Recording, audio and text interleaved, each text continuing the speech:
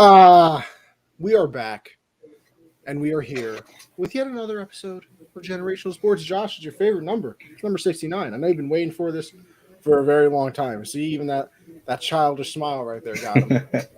I really wanted it to be the end of the year when we did 69. I thought that would have been a perfect way to end the year. Come on, bro. Come on. Nah, you. Come on, bro. I hate you. But yeah, we're back. I wasn't here last week, but I appreciate Matt for filling in for me. But yeah, we're back, and Connie always got to make things weird. It's my fault that you're the one saying you wanted to 69. No, I guess we do episode 69. I just didn't say episode. You know, whatever helps you sleep at night, Josh. How are you, brother? We missed you last week, of course, and we're back. We're whole again. And how we feeling, brother? Feeling good. It's been a decent day. Actually, no, it hasn't been a decent day. My neighbor decided to park a big-ass RV on the street. Kind of made it impossible for me to park. So, yeah, I was a little bit upset about that. But other than that, it's been good. How are you, Connie? Oh, living the dream. Got another, your boy got another NFT today. So, oh, my God. Yo, listen, it's not my fault that you're living in the past. NFT, bro, come on. All right, Josh. All right, so you might say this now. What's the picture of? I want to go save it so I can. Oh yeah, and then try to sell it for as much money, and I bet you can. How much you buy it for? All right, listen to this then, Mr. Smartso. And what's going to increase its value? Why is its value going to go Because it's rare. There's only a certain amount made. Certain amount of that picture? Or collectible, yes. Like, I get it's your unique, like, link. It's, like, you owned that kind. But, like, what's the value in that shit? Like, who wants... It's money laundering. Why is there value? NFTs are money laundering. No. But why is there value in action figures and things like that then, or comic books? That's completely different. No, it's not. It's the yes, same. Yes, it is. Because that's a real thing. That's a tangible thing. Something online that every human on Earth that has access to the internet can also have is not the same thing. They can look at it. They don't. That's like having a chip and being like, this is valuable because it's the only chip like this. It's like, but it's just a chip. That's all it is. Josh, you sound very old right now. It's okay. I probably do because I just don't get it. I don't get the value. Listen, I didn't get it either, but I'll tell you, this is where I got it. You want to know why? Because I bought one for $60, and it's currently selling for $1,400. So listen, hey, if you can make money off it, I'm not saying if you can make money, make money. I'm just like I don't get that. Listen, do I still completely get it? No. But if there's money, man. Hey. But listen, money, I understand that. That's my love language. Yeah. Hey, if people could pay for that shit, get your money. Hey, you know what? That's exactly what I'm saying. That is precisely what I'm saying. Josh, this is a weird episode. Usually when we start these off, there's no football on. We're pre-gaming. But no, I'm watching Browns-Raiders right now. A nice little 10-7 game here.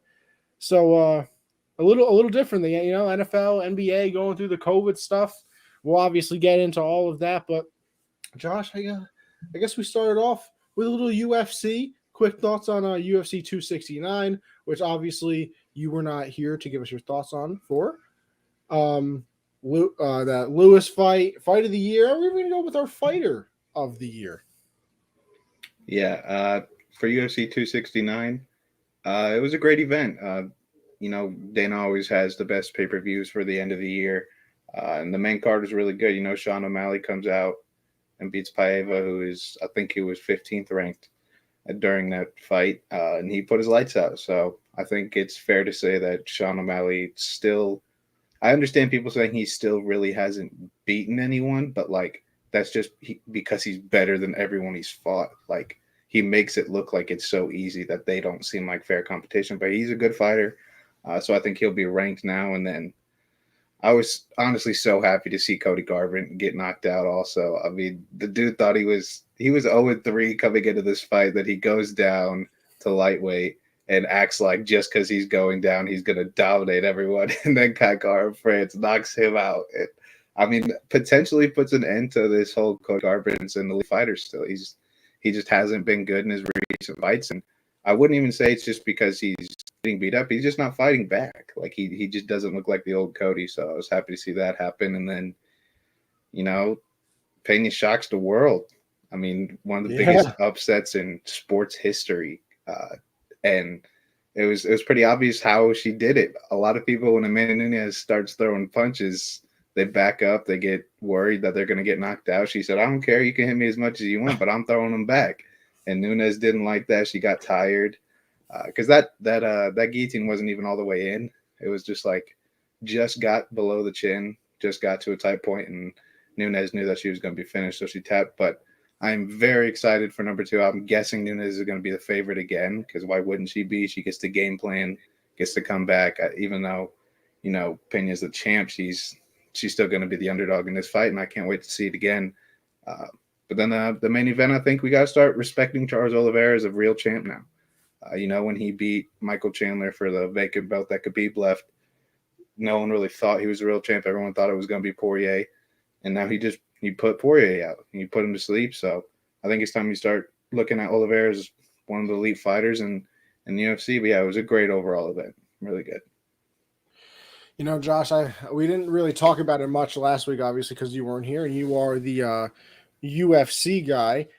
But listen, I have to admit, I didn't see literally any of it. I saw I saw the first 3 minutes of the O'Malley fight, but then I got a nice little call from the squad that we were headed to the clubs. Okay. We went, when I had more than a few drinks, I should say. Legal. Connie's legal. I am legal, exactly. So I can say these things. Yeah. Yeah. But it was that was a long night, to say the least.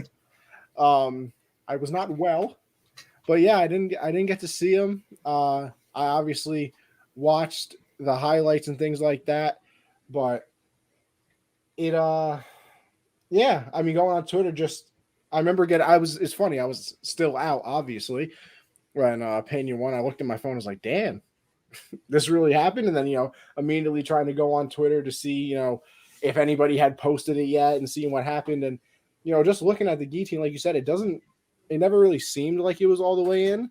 So it was kind of a surprise that she did end up getting the win. But, it happens. Like you said, I'm sure that Nunes is going to end up being back, be able to game plan. And it was weird. That was the thing that everybody kept saying too, was like, oh, the guillotine wasn't really all the way in and everything like that. So it was almost like she gave up without trying sort of thing, is what what everybody was hearing, or what I was hearing. So definitely a weird situation. You obviously wouldn't expect that out of her, but she comes back, games plan, like you said, she'll probably end up being the favorite again in their next fight when they do have that rematch. I think, yeah, like you said, I think I was the one that picked Poirier in the championship fight. I don't remember, but hey, Oliveira, maybe it's just his man's time. It's his time to rule, that division, and the respect is certainly, if you didn't have it before, he's definitely gaining it, and good on him. It is definitely good on him. So a great week. Or a great show, I should say. I wish I had seen more of it, obviously, but life gets in the way sometimes, and I wouldn't even say that was in the way. Just having a good old time. You potentially had a better time out than watching it. So I mean, at least it wasn't. It was certainly a good time. I will say, I can't even lie. Before we move on, Josh, I gotta always remind the people. I always forget. Listen, we're multifaceted over here, so we can't see your stuff on Twitter anymore, unfortunately. But hey, Facebook, Twitter, not Twitter. I just said that. Facebook, YouTube, and guess what? A little bit of Twitch, a little Colorcast, people. You got to make sure you hit up the Colorcast as well. Got a nice little partnership with them going on now. Love the app. If you don't want to stare at these beautiful faces, which mistake anyway, you go over to Colorcast, just the audio. You can listen, people. You can leave it running in the back of your phone. You don't even have to have the app up. You can, turn your screen off or whatever, leave it running on in the back, do some errands, go play with your dog. get a little workout in while you're listening to us. Maybe we'll give you some motivation. I don't know how, but we can. Go. You got this. Woo. Keep Go going. ahead. Listen. Colorcast. We're available in many, many different places. But Josh, we go continue on to the Lewis card. Yeah, this fight, I didn't watch it only up until the last three fights. And Angela Hill is a fighter that her career is kind of weird because she's always ranked, but she loses so many split decisions that arguably she should win. That if she does get those her way, she's probably top 3 in the division. But I think she's lost 4 straight split decisions, so it's kind of rough for her. Same thing happened here. Got dominated round 1, stole round 2. But then she got knocked down at the end of round 3 when it was still close. So she wound up losing the split decision, but she put up a good fight. And then after that, Bilal Muhammad versus Stephen Wonderboy Thompson. That was it. I don't like Bilal Muhammad because he's good at what he does, but all he does is he knows he can't stand and fight with anyone. So he'll get people to the ground, but he doesn't do anything with it because he doesn't want to risk getting countered. So he's the most boring fighter on the planet. All he does is pin you against the cage, doesn't throw anything, just gets on top of you and stays there. And that's exactly what he did against Wonderboy and wound up getting the win because of it. But then Derek Lewis, his last fight, everyone hated how boring it was because he didn't throw. I think he threw 1 punch in the first round and then wound up losing against Cyril Gane. But in this fight, he was active in this fight. He was going after Chris Daukaus, and Chris Daukaus he had 5 straight knockouts coming into this fight. So he was ready to fight too, but Derek Lewis landed a right hand when Daukaus came in, and then he got him against the cage and hit him again and put him to sleep, like literal sleep. The man was knocked out straight to the ground. So yeah, Derek Lewis bounced back. I don't think he's gonna. If there was no Ngannou and Cyril Gane, he's probably the champ of that division. But unfortunately, there is a Francis Ngannou and Cyril Gane, and we've already seen him fight both of them, and he's lost to both of them. So I don't think he's going to get another title shot. But I still think he's a very good fighter. So we'll see him go up against some guys that are trying to rise in the rankings still. But yeah, it was a good card. And then fight of the year, there were a lot of really good fights this year. I think I am going to go with. I have a tie. I'm going with Brandon Moreno and Davison Figueiredo for the first title fight that wound up in a draw. They were just throwing punches at each other, both of them landing a lot, but no one got knocked out. It was just super entertaining. It was Brandon Moreno's coming out party. Figueiredo retained the title because it was a draw, but it was good. And then Oliveira versus Chandler, when Chandler almost knocked out Oliveira in the first round, then Oliveira comes out and knocks him out. So I'd say those two are the tie for fight of the year for me. I'm going with, I can't remember, I should know this. I can't remember who we fought though. That Gaethje fight, there was only like 3 rounds. The recent one? Yeah, it must have been. It was an undercard fight. He fought fight. Michael Chandler. Chandler. Yeah. They were killing each other. And that was crazy. I think it went to Gaethje in a unanimous decision. Mm-hmm. But they were just standing there and just throwing. Like that was an unbelievable fight. Like that's the one that definitely comes to memory when I think. And listen, when it comes to MMA, it's hard for something to actually come to memory because I forget a lot of these things. Because it's obviously something that I'm not, I'm getting there. But that was crazy. That fight was ridiculous. Yeah. Chandler, he's only been in the UFC for 2 fights. He just got signed to fight Oliveira, and then he fought Gaethje. For him to have 2 potential fight of the years in his first 2 fights is insane. And my fighter of the year, I got to give it to Brandon Moreno because last year he said in a post-fight interview, he said he doesn't know when, doesn't know how, but he's going to be UFC champ, and he achieved it. I don't think anyone saw him coming out and beating Davison Figueiredo or even competing with him. And, he gets a draw in the first fight and then chokes him out in the second fight. So we're going to see that trilogy at the early part of next year. But, yeah, he's my fighter of the year. Just, that's how you want your year to go. You finally get ranked and you want to be champion after that. And that's exactly what he achieved. Listen, I'm going to give it to somebody. I don't even know if they technically deserve it, but I love her. Let me get Rose, bro. Now she's champ. She's the champ. She's So, champ. We're both fights this year. yeah, both were this year. Hey, listen, knocks her out in the first one, and then the second one, a drawn out fight. She gets the decision. Listen, man, love me some Rose. Yeah. Big Rose guy. Call me a rosebud, if you will. That's a WWE reference, but hey, we can bring it to the MMA. Why not? They got a little WWE in them, except they actually kill each other, and then the trash talk is the WWE part. Well, with that, we move on to the NBA, and listen, it's getting dicey, folks. It is getting a little dicey with the whole COVID situation. We obviously have the variants and this, that, whatever, blah blah blah. We're here for the sports aspect of it, and just with that, the question continues to be: do they stop the season, and do they let things kind of pass and get everybody healthy? Because I mean, you look at the people that are on COVID right now. I mean, KD's on it, Harden's on it, John Morant, Anthony Edwards. Kyrie came back for literally a day, and got put back on that. I mean, if there's a very talented or even good player that's in the NBA, they probably have COVID right now. So it's hard, man, because you don't want to stop the season, but it has to, I don't think they have to yet, but I think it does get to a point eventually where they have no choice to, because you're literally looking at G League teams right now.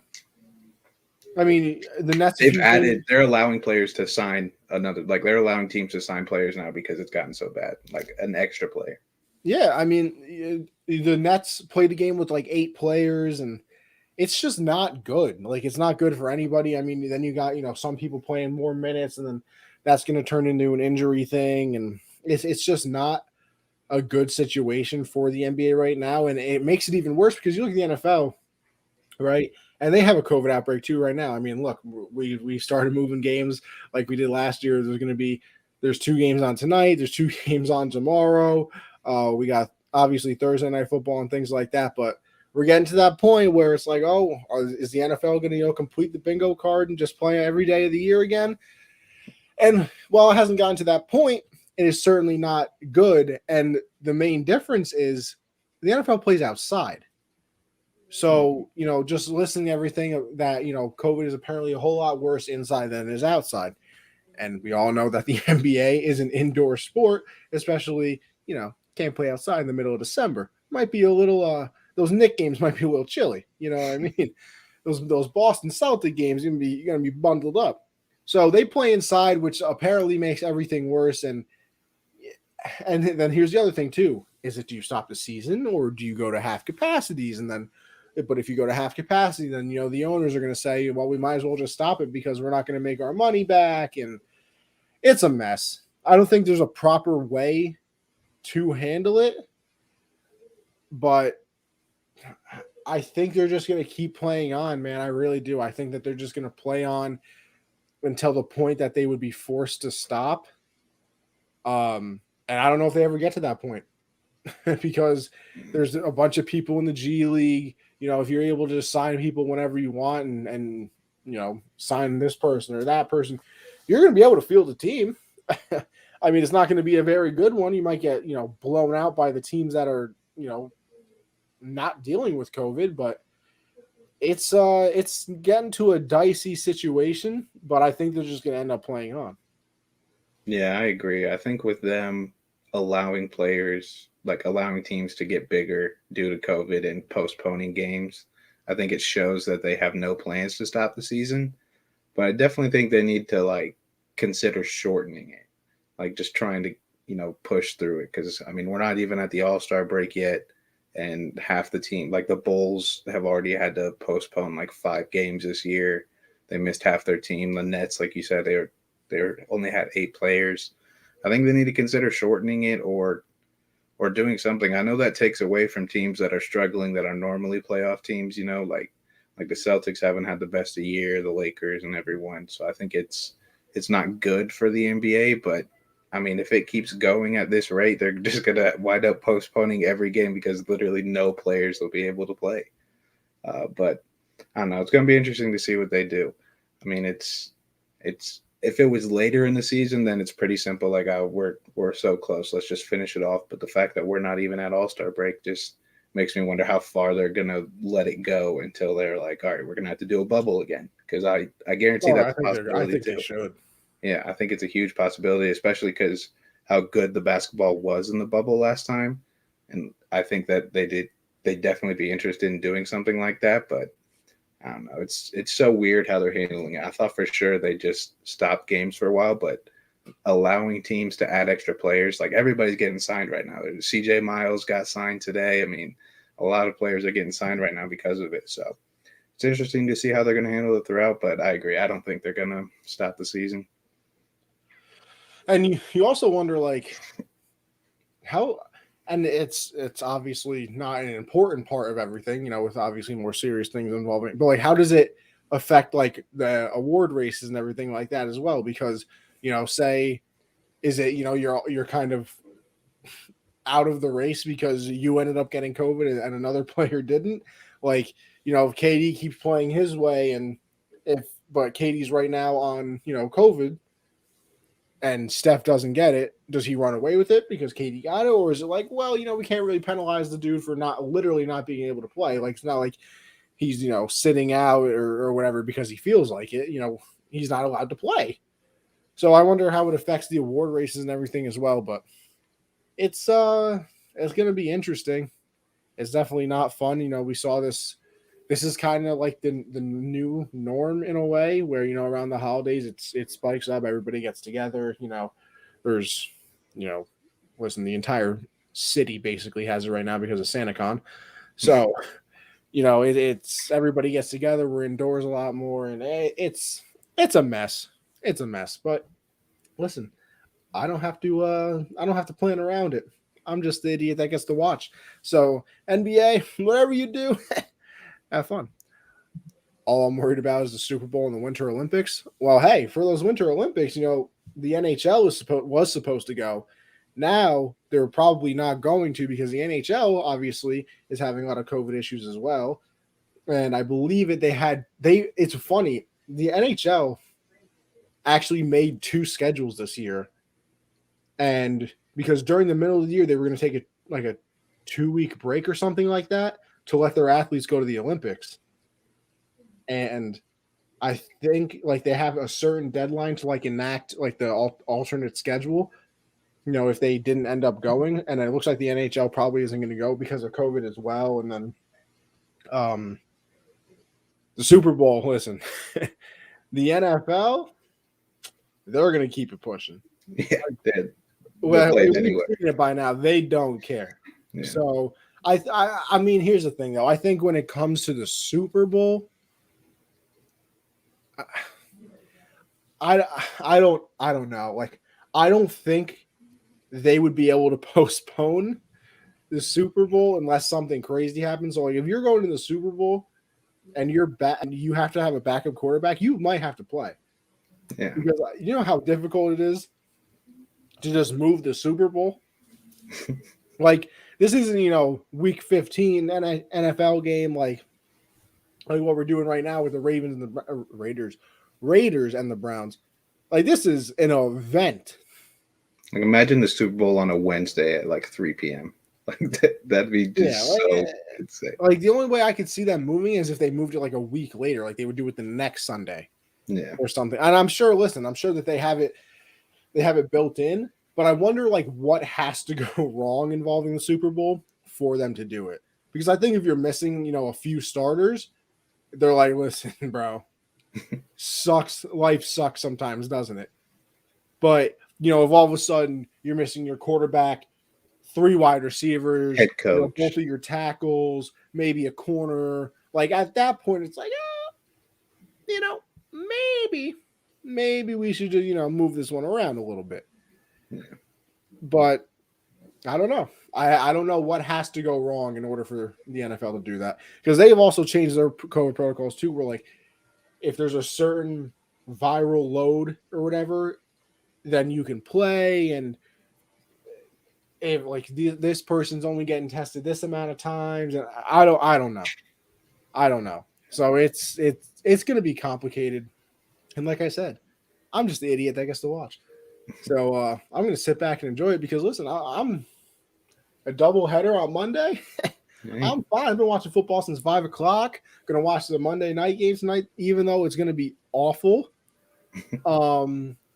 Tuesday we got Eagles, Washington, and Seahawks, Rams. Those games probably not going to be very good. But am I going to watch? Yeah, because it's football, and I am who I am. And speaking of football, we'll go there. We will go there, and we start off, week 15 recap. And listen, people, me and Josh do our teams every week, but, we know that's sometimes not the most interesting thing for our teams. But, hey, I think the Pats Colts game was definitely interesting. And, just, my Patriot fan thoughts on the game. It was so frustrating because this game was so winnable.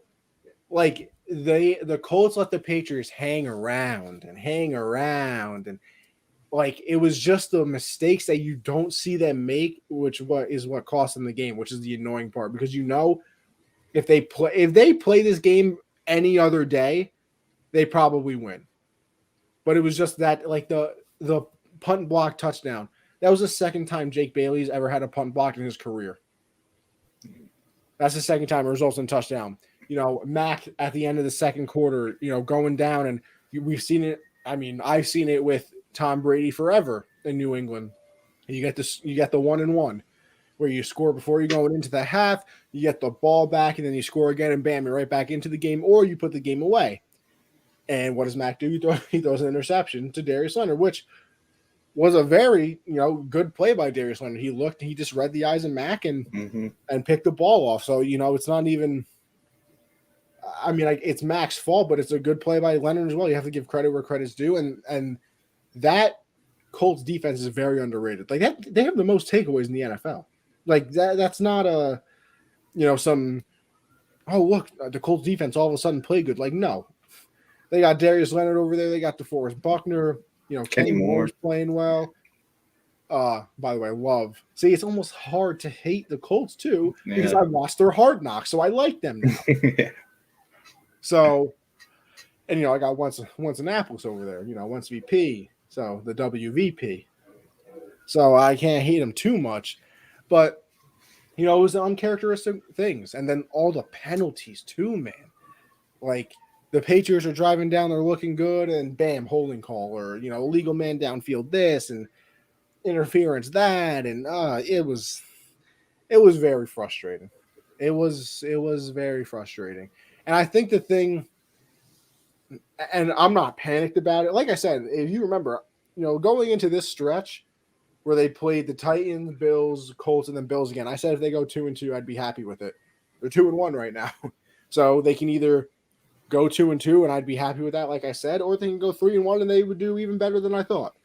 So, obviously, did you want to go 4-0? I mean, what kind of question is that? Of course you want to go 4-0. You want to win every game you play in the NFL, but, sometimes things don't happen. But, like I was saying, I think the thing that we forget, because he's played well this year, and, the Patriots are 9-5, I believe, or 9-5? 9-6? I think 9-6 now. I don't know. I gotta look, but right? No, 9-5. 9-5. Yeah, I think they're 9-5. Sure. I'll look. Yeah, you take a gander there. Oh, but we forget that Mac's a rookie. Like those two interceptions were kind of rookie things. It's making sure that he doesn't get intercepted in the red zone. It's making sure that. And listen, even that second interception, that was a diving play by one of the linebackers on the Colts. I can't remember exactly who it was. That's another great play. He makes a diving interception, going towards the sideline. But we forget that these things are still going to happen because Mac has played well. And what? 9-5. Okay, 9-5. But we forget these things happen because Mac has played well this year, and because the Patriots do have a 9-5 record. And if they win this game, they would have had the number 1 seed again. And all these things are in our head, and then it's like, oh, he made that mistake. he is a rookie. Let me not, go off the deep end here. Now, if this is a 5-year quarterback, a 6-year quarterback, and you're making mistakes like that, a veteran, you can be a lot more critical.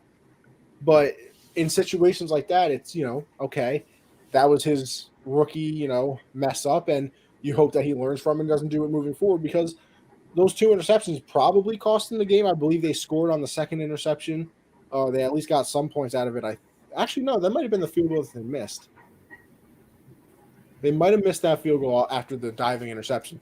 But even speaking of field goals, they miss a field goal, but the Patriots are offsides. They re-kick it and they make it.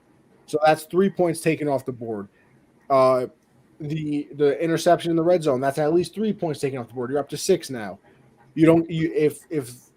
Listen, maybe they score on the drive. You never know, but for a fact that they scored on that punt block, so you can add another 7 points to that.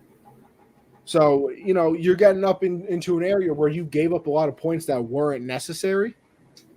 And like I said, I think if they play that game almost any other day, they probably would have won it. But bad luck for them, they didn't. And then, you go over to the Colts side of everything. Listen, Jonathan Taylor, to me, is third in the MVP voting right now. I still have it Brady, Rodgers. Listen, it's a quarterback award, people. Let's be honest.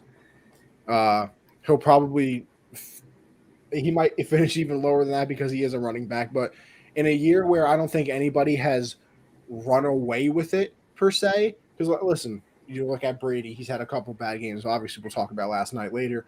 You look at Rodgers, he's missed a game and he's had some bad games. So nobody's had like the, all 15 games. They haven't done anything terrible or like made any terrible mistakes. So I think there is a chance for him to still win it. And if you look at the averages through this week of the season of running backs that have won the MVP, he's right there. I mean, I think he was like 100 yards short, like a touchdown short of like the average. But, he gets another 200-yard game, 3 touchdowns, all of a sudden he's well ahead of the averages. And I think, the question that you had put on the doc and everything is, can he lead them to a deep playoff run? And the answer is yes, because you look at, and I'm going to go back to the Patriots because that's what I know and what Brady does. They pass the ball as much as a lot of people did too. But if you see good teams, late in the year, they start running the ball. Because you understand in the playoffs, if you're playing outside, if you're not a dome team like an Indy, or the Cardinals or, the Rams where it's 90 degrees out, even though we're in January and December, you have to be able to run the ball because that weather messes with you. Like, you really want to pass the ball 50 times when it's 10 degrees outside and you can't feel your fingers? So the good teams develop a run game, and I think the Colts learned a lot from that Buck game because it almost happened again that they choked in. They've choked like three games this year where they've had like a 10-plus point lead. You don't remember the Ravens game, obviously the Buck game, which I just alluded to, and there was one more that I can't remember. They showed the graphic for it, but I can't remember what game it was. But I think they learned most from that Buck game where it was like, we had it won and we just kept throwing the ball. Like, why, when we got this lead, did we not start running it? And that's where the famous picture of the guy wearing the run the damn ball hat came from and everything like that. So I think Taylor can lead them to a deep playoff run. And you also have to remember too, like, is Wentz the best quarterback? No. Is he's not top 10. He's borderline 15-ish in my eyes. But that's good enough to win. You're not talking about having the 30th best quarterback in the league. It's not like you have some nobody back there. He's played in some important games. He was an MVP candidate all those years ago before he messed his knee up. So you have an excellent run game, a defense that takes the ball away from more than anybody, and Wentz, who in big spots can make the throw. Can he also make a bad decision? Absolutely. But there's still that opportunity where he can win you the game.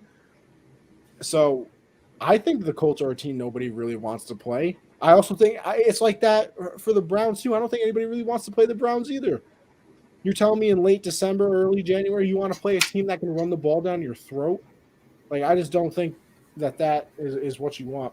Logan, get this blasphemy out of my chat. Foles is better than Wentz. Come on. Let's be real here. Where's Got a Foles? statue. He's got a Where's statue. Foles? On the bench. Got a statue. Which ruined the Wentz Philadelphia relationship. Imagine going to work every day and your ex has a statue in front. Like, bro, I'm leaving. Yeah, I agree. I think this game, I just think the start that the Colts had really kind of put the Patriots in a bad spot. I mean, they go down multiple scores early, and they clawed back, like you said. The Colts kind of really let them hang in there. But I think, that blocked punt just gave Colts all the momentum they really needed to get towards the end of that game. And like a lot of people got to understand, like Mac Jones hasn't been put in that situation in years, really. I mean, at Alabama, he never had that happen. And so far this season, it's not really. I mean, he had the game against New England, but that was kind of bad weather. Couldn't really do too much about that game, and it was close. And he did a good job, and I think he did a decent job this game. The interceptions, but Wait, the game against the Bucs, you meant? What'd I say? In New England, but yeah. Oh, he is New England. I know, because I was going to say too. The only time he's had to really throw the ball was the Buck game and the Saints game, which they obviously both lost. Yeah, so I mean, he hasn't been put in this situation a lot, and I mean, he's done a decent job at it so far. It's just this game he didn't get it done, and those are things he's going to learn eventually. He's a rookie. He's got to go through those. He's got to lose some of those to learn how to win them. But yeah, they had their chances late. But then, Jonathan Taylor just puts the dagger in them, with that long touchdown run, just kind of ended it right there. But yeah, for Jonathan Taylor, I think it's exactly what you were saying. Like they established the run very well, but then they kind of abandon it when it's working and stuff. So it's very weird.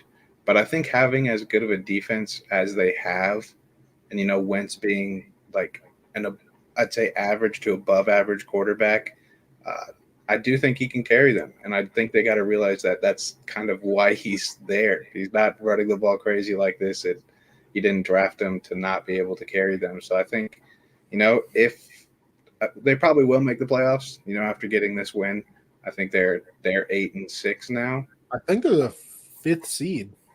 There's because I think aren't the Chiefs 9-5 also? No, the Chiefs are 10-5.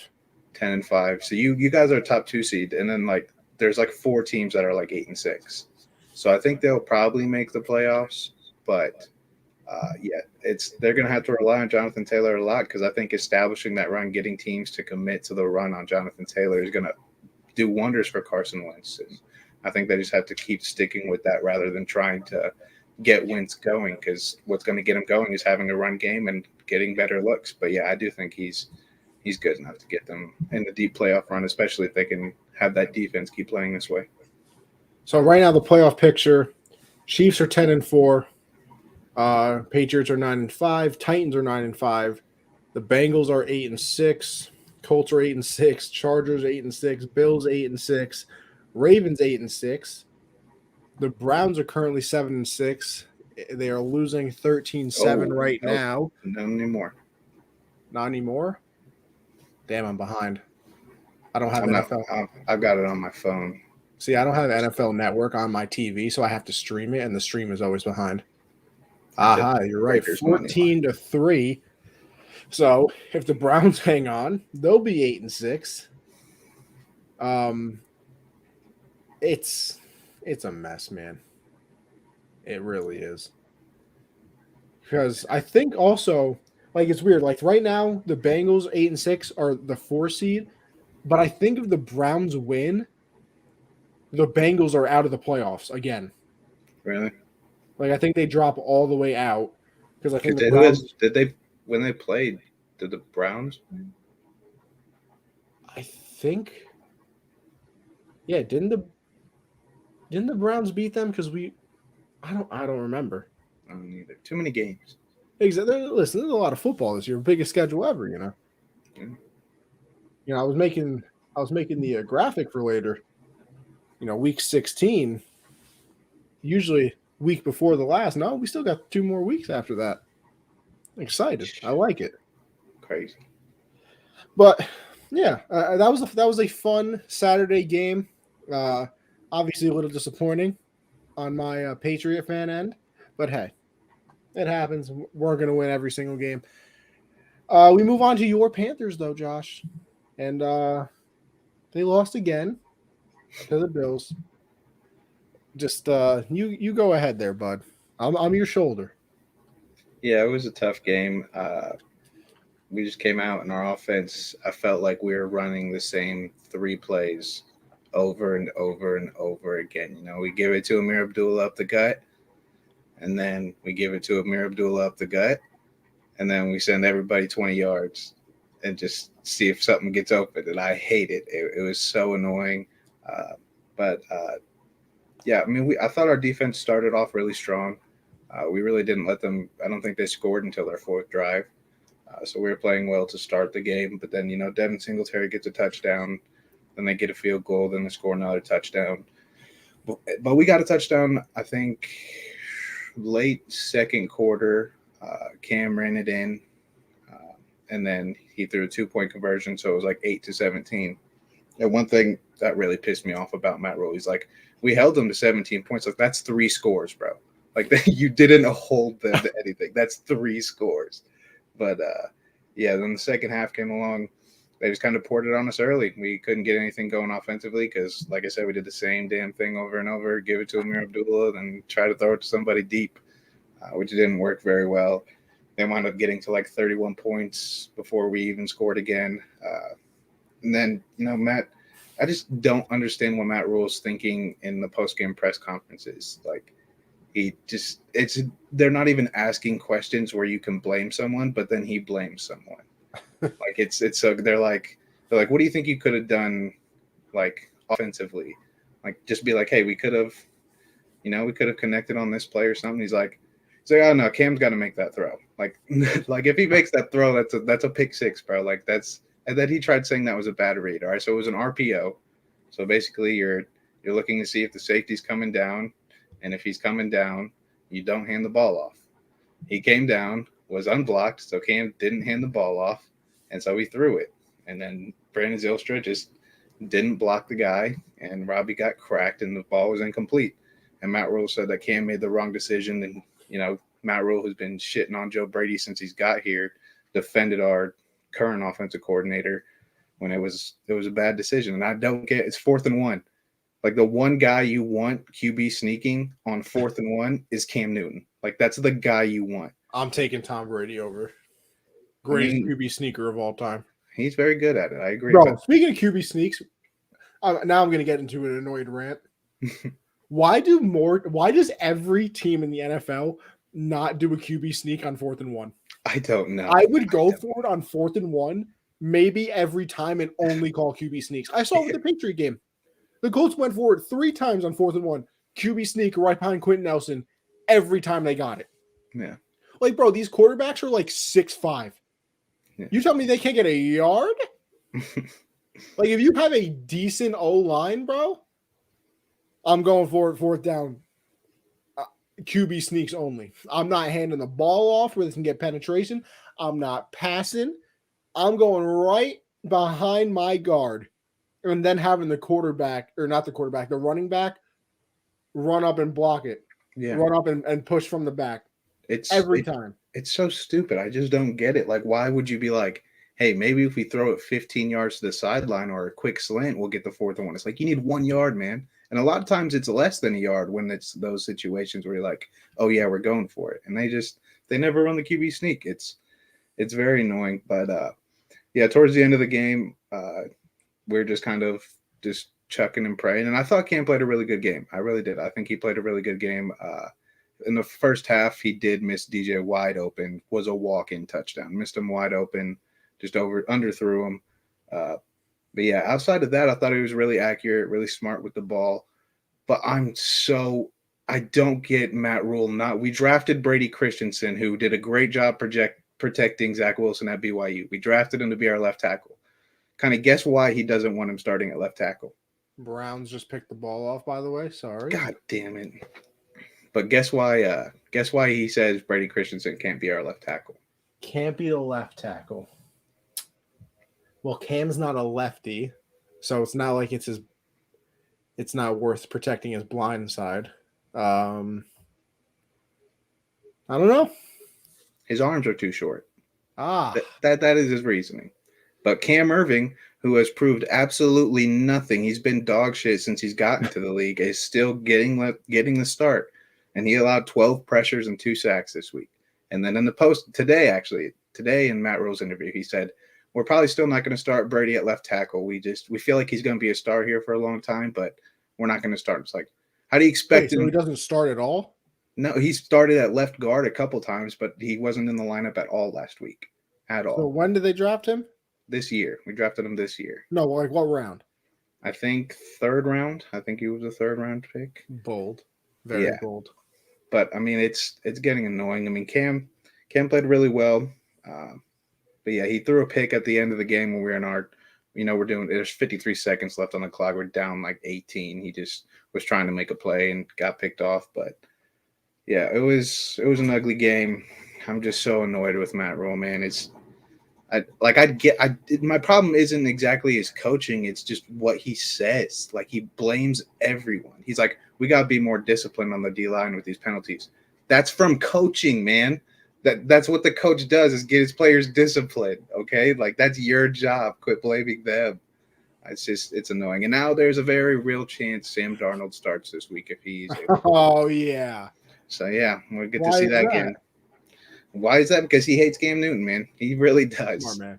He said this last week. He said our quarterback can't turn the ball over twice in back-to-back games, which I agree. You can't have that from a quarterback consistently.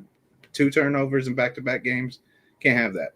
Sam Darnold threw 3 picks and lost a fumble in one game, and then the next week he threw 2 picks. He said absolutely nothing. All he said was, we got to stop that pressure from getting in. Like, man, you can't defend him and then blame him. Like, make up your mind, bro. Like, is it bad? Like, whose fault is it? It's so annoying, man. And Cam keeps taking the high road. Doesn't say anything, put it all on him. And I appreciate that from him. I feel bad for Cam that he came back to this shit show, man.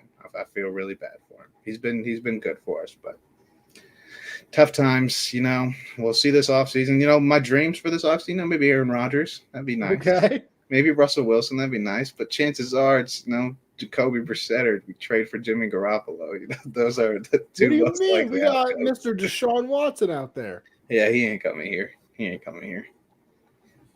not doing that. He's going to Miami, if anything. With the way Tua's playing. I mean, Tua's showing a little something. Yeah. Listen, we didn't even talk about, we'll go into the NFL topics. I don't even know if the urban thing is on here. It's not. Bro. Like, it was not going to be well. Like, the whole situation was never going to end well, right? This man's getting it thrown back on by some random girl in a bar. With a picture, by the way, of him and his wife at the bar. Just saying. On the wall. There's literally a picture of him and his wife on the wall. Then he doesn't take the plane back from Miami. He, was out here kicking kickers and called him. What did he call him? What did he say? He just called him like motherfucker. And then he was like, "Don't kick me." He's like, "I'm the coach. I can kick you if I want." He's out here saying that his resume is the best, and he's making his assistant coaches defend their resumes. Like, bro. First of all, here's my thing, right? And this is another reason I hate college. I feel like college head coaches think that they are so high and mighty and that they're better than everybody else.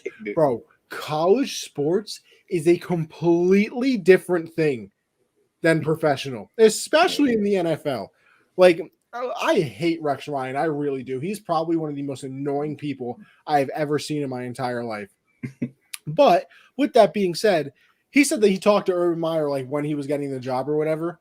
And Urban said something about recruiting. Like, oh, yeah, I've recruited before. You're talking about recruiting, my guy? In the NFL. Nobody cares if you can recruit. Because guess what? You don't recruit in the NFL. You get this garbage can of an organization handed to you and say, hey, bud, we're going to need you to fix this one. There is no, oh, yeah, well, I'll just go out and I'm going to go We get this 5-star. I mean, I'm he's coming here. 5-star because I'm going to tell him that I'm going to take very good care of him at Ohio State. These aren't 18-year-olds, man. These are. You know what you're going to get? You know what you're going to get? You're going to get the 18. You're going to get the 32nd ranked offensive line, a new quarterback, one wide receiver that's like B-, and say go win games or you're fired. That's what you get. And next thing, when are we going to learn that college coaches don't work in the NFL? Like good ones though. Because I think if you're a mid, like you don't have that high and mighty thing where it's like, oh yeah, I'm just better than everybody else, blah, blah, blah. But I think if you're a very good college coach, you do, bro, Lou Holtz, terrible. Even Nick Saban. Exactly. Logan, I know you've pointed out Nick Saban, terrible. Matt Rule. Was he really like a, high end? I mean, apparently he turned around 2 programs. But somehow they're better without him. Let's go with Urban Meyer. And then there's one other one who literally quit like week 16. Like he literally just quit. I can't remember who it is. But he quit like week 6. Oh, I just had a stroke. Week 16 and didn't even finish that season. So when are we going to learn that like these college coaches just don't do NFL well? Yeah. It's a weird situation. I don't get why like a lot of people have been talking about Jim Caldwell lately, like with the Lions, like how he was at least winning some games, like they were going like 9-7, 9-7, and then they fire him, and now and it was funny seeing Lion fans in the comments. They're like, well, we only beat crappy teams. We couldn't beat good teams. Like now you can't beat any of them. Like you got to take it or you leave it, man. So yeah, it's I don't know. I don't understand the hype behind getting a college coach because I think there's a lot of other factors in college. Like if it's a very good team, like a powerhouse team, it doesn't really matter who's coaching because all the good players are going to go there and you're just going to beat up on crappy teams. Like the record's not always impressive in college, but some guys are built for college, some guys aren't. So I really need the Raiders to get this win, man. You know what? We're going to find out. It's going to annoy me. So I'm trying to look up this dude's name. Another thing I didn't put it in the doc. Why do coaches hate kickers? Like, why are we not kicking? Why are we not taking 3? Why are we not going for the extra point anymore? Why do we hate kickers now? What is it, bro? What is it? If we're talking about Ravens game and Chargers, we're talking about Brandon Staley too, man. That man left 9 points on the board. And then that's my favorite part of it, right? That's my favorite part. That's how we play. That's how we play around here. So you lose. That's how you play around here. You lose. Yeah. Makes a lot of sense. Like I get into the arguments with the analytic people. I know the number says that he should have went for it here because you would have had a better chance at winning. Did I ask though? Because guess what? Every decision is great until you make it and it's wrong. Yeah. The Jags thought Urban Meyer was a great decision, didn't they? Wrong. Yeah. Oh, this man Jim Harbaugh another coach twice. Another coach, not for kicking for college. Chip Kelly, he was a bad college. Kelly, bad that college was an experiment. That first year with the Eagles, fired. Yeah. After that, fired. Get it? Yeah. But no, I hate it so much. Like, here's my thing, especially with that Raven game last night, right? You can't sit here and tell me that it was like, oh, well, the Packers had just gone up and down the field all night long and we couldn't stop them. You literally just got a stop on defense where they moved about 3 feet total and got the ball back to your offense and went down and scored and could have tied the game. Now, here's my other thing too, right? Say you get the 2-point conversion. There's 45 seconds left in the timeout for Aaron Rodgers. Yeah, that's too much time, man. Like here's my thing. At least if you get the extra point, maybe they're like, you know what? Screw it. We're just gonna take a knee heading to overtime. You go for 2 and you get it. You guarantee that the Packers have to go down the field and just get a field goal, remember. Yeah. They just need the field goal. And for some reason, Max Crosby, terrible. Or Mason Crosby, right? Mason Crosby. Yeah. It is Mason. Max Crosby's the one on the Raiders. Is terrible at normal field goals. This man is the most clutch kicker I've ever seen in my entire life. Josh, don't ruin this field goal for me either, by the way. I need it. Well, don't ruin it for me. I want to know what happens, but I want to actually see it happen. We got a 48-yard attempt here. This man. But did you see the video of Harbaugh? Right down the middle. Did they call the timeout to ice him? Oh, of course they did. But did you see the video of Harbaugh on the sideline before the decision to go for two? I got out of the shower when I saw it, so I didn't actually watch it. So basically, he's just asking Tyler Huntley and Mark Andrews if they want to go for two. If you ask any player on the planet if they want to go for two, they're saying yes. But you're the coach. That's why you're there, so you make the decisions. No, that's the same. That's the same. You want to know? You want to know what the same energy is? You want to go out and play? Yeah, coach, I'm 100% perfectly healthy. No, you're not. Yeah, you don't have a kneecap, bro. Daniel Jones followed on the field while he's walking out there. Of course they want to play. Of course they want to go for two in the win. But that's your decision. Like that's why you're the coach. So you make those decisions. It's so annoying. I get it's cool. Like I'm glad he takes players' input. Everyone was hyping him up, but I'm like it didn't work last week, man. You're 0 for 1. Like take your chances. Too. That is a terrible play call. As the Raiders won the game, by the way. Yeah, I'm hyped. Parlay is alive. Nice little 16-14 walk-off field goal by Daniel Carlson.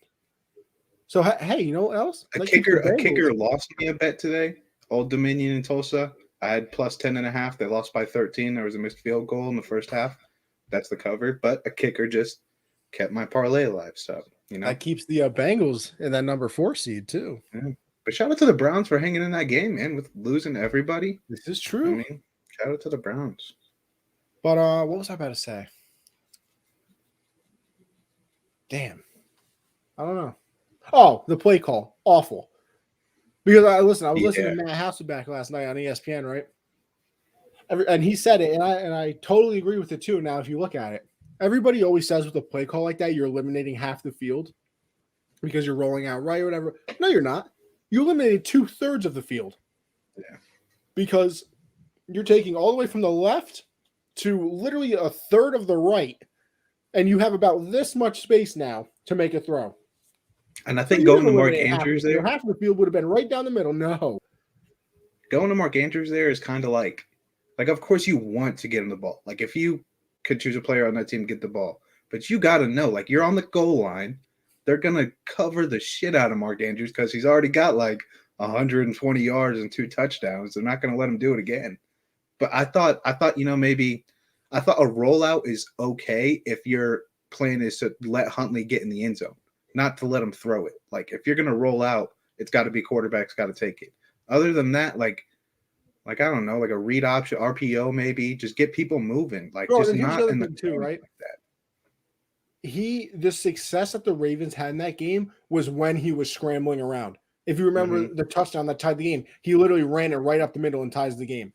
Yeah. So why now all of a sudden are you like, you know what? Never mind. Don't really want to do that. Yeah. Yeah. Didn't make any sense. You're 100, that eliminates so much rolling out all the way to the corner, and that's where all your guys are going to.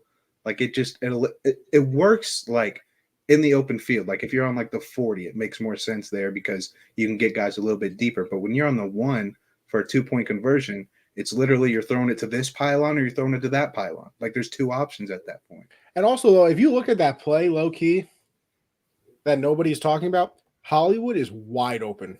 Yeah, he was. He was wide open. Holly was missing a lot. But here's the other thing. He's probably said, listen, if it's not Andrews, we're losing anyway. Yeah. So do we really blame him? He's a backup for a reason. But by the way, played fantastic. He played really good, man. Played fantastic. I also want to say screw Aaron Rodgers for cost because I had another bet I lose. A freaking Aaron Rodgers misses Allen Lazard wide open in the end zone, would have made it a 17-point game instead of an 11-point game. Then they score, and they wind up only winning by 1. Where if they throw that touchdown, that score isn't going to happen. It's so annoying, man. It's so annoying. Betting is a bitch. But And I have a cash out problem. I parlayed the Texans and the Pistons, and Texans win, and I cash out, and Pistons win, and I miss out on $40 because I panicked and cashed out before the game started. Just bad business. I gotta trust my bets. I would do it. I feel like I would do it though, because like you see these people that like take a $10 bet and can win like $500,000 if one of the last legs hit.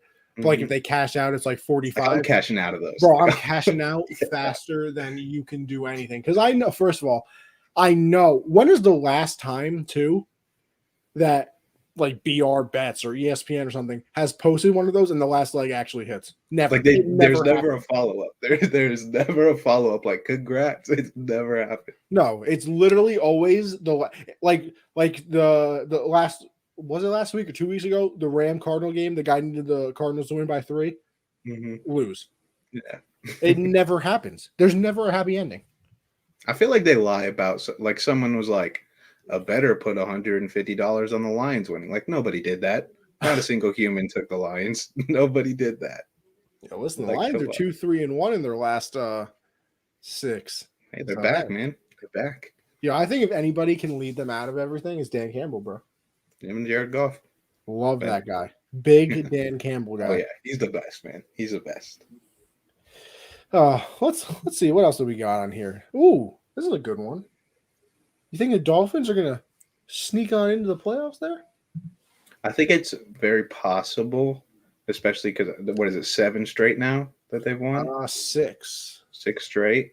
I just think, like, because we just went over kind of the playoff picture, you got the Bengals, the Browns, the Ravens all right around there. Because I think, like, the top 7 doesn't even include Cleveland or Baltimore right now. Like, I don't think that they're – Go back to the playoff picture. Let's see how this looks now. Because Miami's 7-7 now. They're right at 500. Yeah, they're not even – they're technically not – oh, yes, they are on the list. They're the 11 seed. Yeah, so I think, like, if they can continue this win streak, you know, like, if they keep this momentum going and finish the season with, like – because what can they be now? Like 10-7? Is that where they can finish? Yeah. So if they can finish 10-7 and a couple teams lose, I think that's nice. But I didn't look at their schedule for the rest of the year, so I'm not 100% sure who they have left. But I'm guessing there's probably a divisional game in there with. I know they play the Patriots the last week of the season. Yeah, so I think it's going to be tough, but I think they're going to be close. I think it's very possible. Let's see. They play the Saints next Monday, then the Titans, and then the Patriots. So that's a tough way to end the season. Tough last 3, man. That is tough. But hey, but then again, is it? Like, Saints. I'm not a Titans guy anymore. I think the Titans are trash. Yeah, no Derrick Henry. Julio is non-existent. Bro, his man Julio might have to retire. I'm being honest with you. You really think so? We're getting to that point where I haven't watched him a lot. Is he like bad now? Like, is he? Bro, he can't. Yeah, you want to know why you haven't watched him a lot? Because he isn't on the field. Really? Bro, this man comes back from an injury, played like a half, got another hammy down. He's getting old, man. He's getting old. It sucks. I hate that. Never the Bills are walking in the playoffs to F this shit up again like last year. Listen, who said the Bills weren't going to make the playoffs, Logan? I never said the Bills weren't going to make it. Bills kind of suck too, man. I'm not going to lie. Bro, the Bills just can't run the ball. They tried to this week, and they actually did a decent job. But it's just like it's later. Like, you're waiting so long to try to establish a run game. Bro, the Bills had – who's like a mid running back, bro? Who's like definition mid running back? Saquon. Yo, Saquon's trash, bro. That catch he made though this week was fire. Yeah, that was. Lost his first fumble of his career too. Yo, give the Bills like Darrell Henderson, bro. Darrell Henderson is. Yeah, but they still wouldn't. How much better is Darrell Henderson than Devin Singletary? Well, with the way Devin Singletary be playing, very. But they don't give him the ball. Like, they don't give him the ball. Well, I wonder why. Probably because you average about a yard a carry. I mean, that does play. But, I mean, Zach Moss is decent. Like, you have two okay running backs. I mean, I just don't think they like to use the running backs. They're not even, like, top 30. Really? I mean, there's a lot of teams with basically no good running backs. Like, there's a few teams like that. Like, the Jets have no good running backs. Michael Carter? He's raw. He's not there yet. He's All not right, there yet. fine. But I think, like, I think wouldn't the say. Patriots have 3 better running backs than the Bills, bro. Yeah, there are a couple teams. Like, the Browns, they got, I think all 3 of them. Yeah. I think they got 3 guys that are probably Honestly, the Titans backup running I don't back. know. I'm just I still imagine Devin Singletary as the guy I drafted in fantasy last year that was supposed to be like this impact player. God. Yeah, but he's not, and I still want him to be that. So I don't know. I still back him, but yeah, he kind of sucks. But I feel like even if they had a good running back, Josh Allen would still finish with like 11 carries a game. Yeah, but imagine a good running back where they could run RPOs with Josh Allen instead of like Zach Moss, where it's like, all right, you're running an RPO, but we're much more concerned with Josh Allen. Yeah, like give it to Zach Moss if you want. Like, yeah, like well, I'd much rather Zach take the ball than you, Josh. Yeah, which, by the way, they really need a running back because Josh is going to have a 5-year career, bro. Yeah. Because it's not like he's Lamar or Kyler where he like gets out. He takes hits. He initiates contact too. Like he likes it. He likes it. He's literally Big Ben. Yeah. More athletic though. Yeah, not as fat. Definitely not. Definitely not. Let's see what else we got here. Chiefs, best team in the league again. Now listen, after the Raider game, I was not convinced because it was the Raiders and they had destroyed them in both games this year, and then immediately after went back to being mid on offense. Chargers game was impressive, so I'm definitely more impressed with that one. But once again, if you check it out, and of course, listen, you can only play the people that are on the field. That game completely different if Derwin James can stay healthy. Yeah, I agree. Because Derwin James got knocked out of that game, and all of a sudden Travis Kelce turned into Travis Kelce. No, but before that, he wasn't really doing much because Derwin James is on him. Derwin James goes out, and this man puts up like 191, 2 touchdowns, 13 catches. Like, you had him in fantasy. See you in the semifinals. I have not even looked at my lineup. I haven't looked at my lineup since probably like week 11. Like I was losing so much, I was like, screw it. I'm in like 4 leagues. I lost all of them. Like, bro, you know that this week you could have had like the number, like a top 5 quarterback, like top, like if you had 2 top like 15 running backs, like 2 top 20 wide receivers or whatever, blah, blah, you would have put up like 40 points in some of them. Really? Because like Kyler did nothing. Yeah. Mike Evans did nothing. Like Joe, Matthew Berry tweeted it out, and I looked at it and I was like, nah, that's depressing. Because here's the other thing too. All you freaks out there that say fantasy football skill, you're a weirdo. It is not skill, man. It's luck and time. The luckiest thing ever is fantasy football, bro. Like you pick up a guy on the waiver wire because you need a player at his position. He turns out being really good, and you think you're a genius because you picked him. It's like, no, bro, you almost picked up that other guy. Here we go, right? Listen to this. So, if you had a lineup of Kyler Murray, Najee Harris, Cordero Patterson, Jamar Chase, Pittman, Dawson Knox, Joe Mixon, Nick Folk, their average throughout the season, your average score throughout the season would have been 142. They scored 49 this week. That's tough, man. That is tough because that's a nice lineup. Like I would start that lineup every week, but that's tough. Their average throughout the year would have been 142. That is tough. And then you got all the injury. It was tough life out here. It was exactly. It's not. I absolutely agree with you over there on Colorcast Crypto. There's no skill to fantasy football. Skill. I love some fantasy football though. I have way too many leagues. I can't even like I'm only in 4 or 5, and that's way too much, man. You're probably in like 12. No, you're in a lot 20. Yeah, so you're in a lot more than I. But see, here's the thing though. I'm only in about 5 to 8 that I actually pay attention to. And the other ones are like random leagues that I join on ESPN because I really like drafting teams. And mock drafts just don't give me the same rush as that drafting an actual team.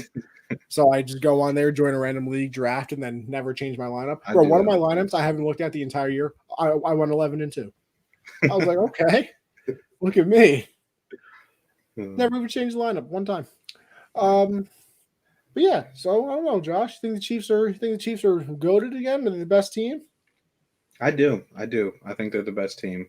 I think especially Edwards-Helaire being back healthy. I think, but best team waivers week to week, kind of.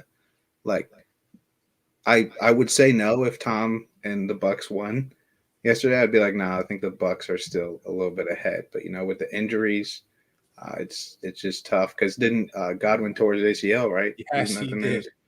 Yeah, so I mean, and guess what? Here's the thing, too, right? The Bucks were talking like, "Oh, we're really going to bring back Antonio Brown after everything." Now you are. You better. Damn right they are now. You better. Because Mike Evans week to week with a hamstring too, but apparently he could play on Sunday. Leonard Fournette had a little hammy in that game too. Rojo played decent though. Rojo was decent.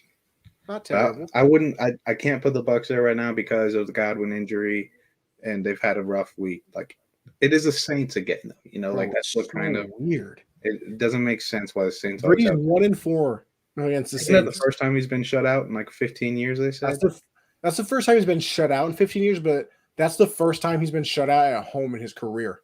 That's insane, man. Why is it like apparently? That's what I heard. Like, the Saints defense is very good, but shutting out Tom Brady good? That's insane. That's insane. But yeah, I'm taking the Chiefs for this week. And I think probably up until the end of the season, I think Edwards-Helaire being back is really nice for them to have that run game. The defense is on steroids right now compared to what they were for the first part of the season. They're playing out of their mind. And that was without Chris Jones. They didn't even have Chris Jones in that game, and they played really well. And then, I mean, just the trio of Mahomes, Kelsey, and Hill, it's one of the best trios in NFL history. Like, honestly, like it's insane how good they are together. So I got to go with them as the best. I mean, they started off. I mean, I think I said on this show they're not going to make the playoffs. And I think I did too. So yeah, now they're the number one seed. So yeah, I think I got to give them best in the league right now. See, my thing is, I think it's my hatred for them, if anything, that said they weren't going to make the playoffs. Because listen, I'm a Patriot fan, so I automatically hate them because we had that little rivalry over the years. I mean, then again, can it really be a rivalry when all you do is win? Just saying. And also, how dare people compare Patrick Mahomes to Tom Brady already? Spit on that. Disgusting. Too early, man. Too early for stuff like that. Disgusting. Makes me sick. But I'm actually going to go with the Packers, man. They disappoint every year, so I was always hesitant. But like at some point, you just have to be like, all right, screw it. Yeah. Like they're still missing Zadarius Smith. They're missing Jair Alexander, and they just win. Now all of a sudden, the Packers were like, you know what? We forgot MVS was pretty decent. We're gonna get him involved again. Aaron Rodgers literally came out and said, yeah, we're gonna get him involved. And what does he do? He's had like 90 yards and a touchdown in that game. Yeah. So if you can get him going, plus Devontae Adams, and then Mercedes Lewis is still a very good tight end too. Oh, and then underrated running back tandem is Aaron Jones and AJ Dillon. AJ Dillon is a giant. I don't know how people tackle him, man. That man has calves, not calves, thighs. His thighs, bro, insane. Tree trunks. Yeah, it's insane. You know what, Logan, you're absolutely correct. Every team needs to eat, sleep, and shit those Saints tapes to try to figure out how to stop Brady. But here's the thing, right? I was once again listening to Hasselback on ESPN. The problem with the Saints is they just have a lot of people who can win one-on-one battles. Mm-hmm. Like Cam Jordan is unbelievable. Like now I can't think of their cornerback. Lattimore. Yes, Lattimore has always done good against Gardner them. Johnson's a beast too. And the other thing too, Malcolm Jenkins matches up really well with Gronk. I mean, he used to be a corner, but he still has like the size of a safety, plays safety now. So not a lot of teams can match up with them. The Saints just match up with them really well. And then that's the other thing. Like after you practice, because see, here's the thing. I saw a lot of people, Aaron Rodgers went into Arizona and beat them without all their players, whatever. And that is impressive. I don't disagree with it. But there's also a very big difference of practicing the entire week and knowing those players aren't going to play. And all of a sudden, by the time it's the second quarter with 10 minutes left, you don't have your three best players. Yeah. Yeah. Like you're going to sit here and tell me that Scotty Miller and like I literally don't even know the names of some of the wide receivers last night. Like Tyler Johnson or something. I don't know. You're telling me they were getting first team reps with Brady? Yeah, Rashad Perriman's a first team. He's a first team guy. You know, that's what he does. But it was Cam Jordan was yes he was got his 100th career sack in that game. Hey, shout out to him. So it was there were a lot of weird games like how the Lions blow out the Cardinals, bro. Like and Jared Goff was on fire. On fire. I still have it, Brady, man. I said still it have it, Brady. I still have it, Brady, but while before it was a runaway, I think now it's like, okay, might want to step on the gas here again, Tom. Yeah. Because here's my thing, right? Brady, in my eyes, has had like 2 terrible games. Obviously, this being one of them. And Rodgers missed a game and had also, remember the first week of the season where they played the Saints, lost 38-3. So, like, in my eyes, it's kind of even there in, like, terrible games. And I think they've both had amazing games. But Brady still leads, like, all of the passing things for, like, every category. Mm-hmm. So I still give it to him based on that. So I don't know. Yeah, I said it'll come down to the wire probably again. A couple of weeks ago, I said it was Brady's to lose. Like, I don't think other guys having good games while he's having good games is enough to take it from him. This is kind of how you could lose it, is having a game like that. But I would still have him as number one. I think if Rodgers gets that 4th touchdown and breaks the record, then I think he might be in the lead for me. But didn't get that because he missed a wide open guy. So that's why you're not the MVP. It's not because you're salty about the parlay or anything. No, it has nothing to do with him costing me $40. Nothing to do with that. Of course not. Why would it? I mean, that's just a crazy thing to say. It's irrelevant. People, we're going to take our little break here now. We're going to take our little break.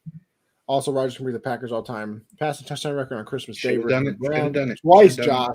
Yeah, Twice. He missed 2. Yeah, he's right. He missed 2 of them. We're going to take our little break here now. And listen very carefully. We're going to talk about Spider-Man. But no spoilers. We're not a spoiler show, people. Because listen, I was out here fighting demons to not see any spoilers. Bro, I go on YouTube and there's a clip from the movie on my suggested page. Like, what is that, YouTube? I hated that too. Me too, man. I hated that. And it made me very angry. So we're not gonna spoil nothing. Not a damn thing. Besides the fact that Spider-Man is in the movie. Yeah, he's in there. That. He's in there. Doctor Strange also in the movie. What you saw in the trailer is all in the movie. Yeah, everybody you saw in the trailer in the movie can confirm. Yeah. Man, 90. I think it had like a 98 on Rotten Tomatoes. Had like a 9.4 on IMDb. Had some high expectations, and it delivered. It really did. Yeah. I walked in there. I was like, you go to PAX theater? Is it like good reaction in your theater? I did have some fantastic reactions. In fact, there was one reaction that I didn't understand. That's just because I don't watch like everything. Was it earlier? It was earlier. Okay, I think I know what you're talking about. Yeah, I'm sure you do. Yeah. So I didn't understand that because I haven't seen like everything that I should have. But man, funny, very funny. Yeah, I think that's the thing that Marvel movies don't get is like that they're actually pretty like funny. Like you go back. The timing is perfect. Like timing is always perfect. Yeah. Like you go back and watch Thor, like those movies. That Ragnarok is funny, bro. Yeah. Like Endgame has some funny moments too. Like I remember, Tony's like, "Yo, you lose the shield again. I'm not giving it back to you." Yeah. Funny stuff, man. Or when Thor and Cap are fighting, and he says, "No, you get the little one." Yeah. Funny stuff. Yeah. Funny stuff. So great movie. Literally, probably going to go see it again. I'm seeing it tomorrow. Are you? Because my dad. My boy is seeing it right now with some of his other friends. I'm a little jelly. Yeah. But I'm here for the people. But great movie, funny. It makes you feel all the emotions you want. Oh yeah. all of the emotions. Yeah, So, I went and saw when I saw it at noon on Friday because I was not risking getting bad seats because when I saw Endgame, like I love theater reactions, like I love it, I love the energy in it. And when I went and saw Endgame, I saw it first showing, opening night, packed theater, and it was literally like me and like four other guys reacted to the cool stuff. Like when Cap caught the hammer, like it was just me and three other guys that like stood up and cheered, and I was like, mad bozo. I was like, this is stupid, bro. Like I had a terrible seat for it too. I was like, I'm getting a good seat, and I'm going during the day, so I don't even care if it's packed or not. But yeah, I saw it, and it was every bit of what it was exceeded my expectations, and I had very high expectations coming into it, and it for sure exceeded them. And a lot of people and everybody, there was like 8 other people there for when I saw it. They all left before the credits. Like all bro, of them I left. don't understand people that leave before end credits at Marvel movies. It's like, are you stupid, bro? Like that's where there's a big payoff for staying. Like, but those second credits, man, Jesus, they took about 5 hours, man. That's how I felt when I saw the Eternals. Because I heard that there was 2 end credit scenes. I haven't seen that one, man. You got to go. They sit there and make you go through every credit, the studio. I'm like, bro, like do all these people really care if their name's on there? But I don't care. Yeah, like I'm sure they don't like it's cool you get your name on the credits, but I'm sure they're okay if like, hey, we can leave half of these people off. Like that's okay. Like that's like fine. You got your check, bro. Yeah. You're good. Yeah, like your friends and family know what you do. That's all you need. You don't need like I don't know you, so why do I got to see your name on there? Like it's cool. Listen, all I'm saying is the second end credit scene, bro. I cannot get enough of that. Can't get enough. And man, another thing, I didn't even put it on the doc, but Hawkeye finale on Wednesday, man. On Wednesday. Yeah, I'm excited, man. I'm excited. Kingpin is here finally. Yelena is so bad, bro. She is. Respectfully, bro. Different. I'm right. Listen, she's right behind Wanda for baddest in the MCU. Yeah. I would have, but listen. I don't know, man. Zendaya. Yeah, but she's not really a. I also, this is a hot take. I find her a little overrated, just a tad. It's your preference. It's your preference. You know? Like, big fan, of course. Mm-hmm. Just a tad, though. I get it. Elizabeth Olsen, though. Yeah. Come take a spin in the Cyclone. Yelena, I miss you. She's hilarious too, bro. Like her character. Oh yeah, her performances are fantastic. I loved in the last episode too how they showed like. I love when they go back in time to like the snap and Show stuff. The blip, bro. Yeah, like that was awesome. So fire. That stuff. That was the best. Yeah, this is gonna be a crazy finale because there's a couple rumors. You know, I can't even say what they are really because it kind of counts as like a spoiler. I haven't heard these. We might have to talk after the show. Yeah, I haven't heard these. Yeah, we might have to. Also, shout out CJ. I've been watching the Brady doc, Man in the Arena. I only watched 2 of those. Bro, fantastic. Very good. Very, very good. I didn't realize like the whole Bledsoe thing. Like I knew obviously like, you know, he gets injured and all that, but I didn't even know he got that contract. Like I didn't know I knew that guy. I didn't know. Like I don't really know a lot about that. See, I knew all of that. I never knew like how little faith I guess they had in Brady. Where it was like, oh, obviously Drew's gonna get his job back, and then like he doesn't get his job back, and everybody felt bad for. And like Drew was like, like you always hear, like, oh yeah, I'm happy for the guy, but like even the press conferences, like when Drew had to talk about it, he was like, yeah, I want my job back. Yeah. It was like I never knew all that happened. And then when the Bills beat them at the beginning of the year, like that was crazy. But then they got him back. Smacked them. Yeah. But and even that, and I've obviously watched all of them, so they've gone over already the 2 losses to the Giants. Mm-hmm. First of all, those are the ones I really want to see. I could barely watch them. It makes my skin crawl. I bet. But You know, even the second one, like where the second Super Bowl lost to the Giants, and because Giselle's on that episode, because that you got to remember the year before. No, well they had gotten like married and started their family like right when Brady tore his ACL because they talk about that too, and it's really nice. It's good. They really did a good job on that, so I'm excited to see more. The next episode is out tonight at midnight. That's the Seahawks Super Bowl. So I'm very excited for this one. I can't wait for them to go over the Falcon one though. That's the one that's gonna be the one I'm really waiting for. But it's also just entertaining, like listen to Brady like talk about football. Mm-hmm. Like I could sit there because like there's the thing, like analysts talking about it, like I can listen to it, but it's the fact that Brady's my favorite player and he's so smart when it comes to it because he's seen everything that like I sit there like fascinated, like how the hell, like it's, and especially now because he's seen everything. Like there isn't a defense you throw at him that he's like, wow, that's new.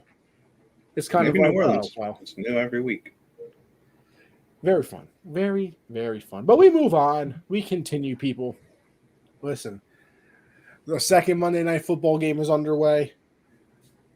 You know, Bears, Vikings, not the best. Give me the Bears. Games. Give me the Bears. Really? Bear down, Justin Fields. Let's go. Nah, I got Vikings all the way. Dalvin Cook can continue to carry me to a championship.